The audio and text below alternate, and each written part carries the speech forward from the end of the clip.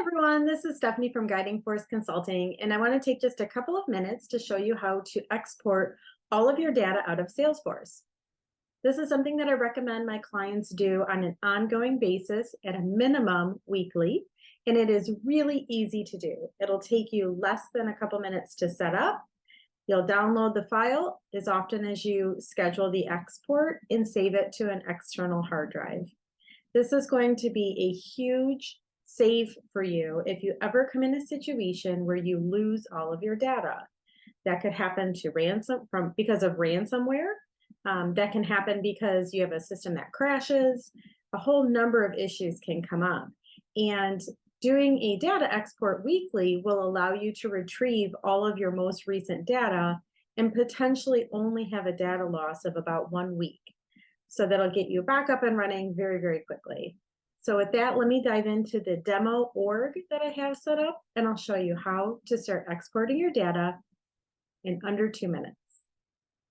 All right, so right here, I'm in my demo org, and when you log in, you're gonna click on the gear icon in the top right corner. This is gonna be your setup page. Once you click on that icon, you'll click on the setup that's listed right there as the first drop-down option. Once you're on your setup screen, go to the quick find box and type in export.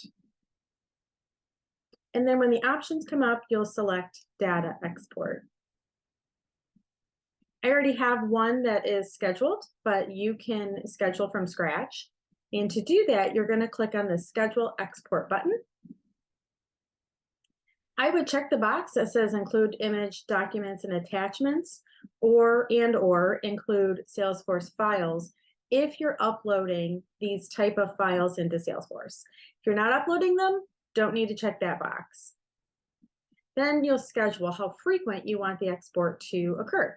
So you can say on the first day of every month or a specific date you have in mind, or you can select the first, second, or third, fourth, last of a specific day of the week for every month. So I'm going to say on the first Sunday of every month, I want this to be exported. We're going to go ahead and start this, let's say November 13th, and then I'm going to end it in 2028 on November 30th. You do have to select an end date, so just select something far into the future. And you are required to start a time. Try to start your time at the hour in which most people are not working in your organization. You don't want to lose information because there's a bunch of people in there making live edits. So if you can schedule a time when most people are not currently in the system, that'll help you have more accurate data based on the day you select that you're exporting. And then exported data, down here at the bottom, you can select all of the things that you want it to export. If you have a smaller organization, just check the include all data checkbox.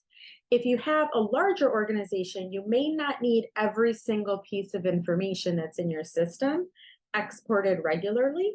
That's just going to take longer to create the export file, and it's going to be larger to save onto your backup hard drive or server or wherever you're saving it. So you can always go through and pick and choose the pieces that you find most crucial to save.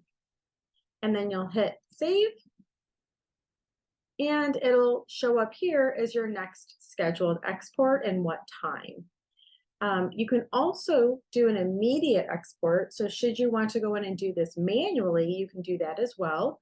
You're just going to hit the export now button. Again, select the same things in terms of options for files and which data you want, and then click start export. It's going to put that export in the queue and start pulling all that information together for you. Once it's all together, it's going to email you and say, hey, this file is ready for download. You'll come right back to this screen and you'll click on the file link here, and that'll let you download it. When you download, you're going to download a CSV file, and that is also for your documents, your images, everything. It's going to be in a zipped, which is a compressed, smaller CSV file. And it's really crucial that you save that somewhere not on your current server where your other data may or may not be compromised.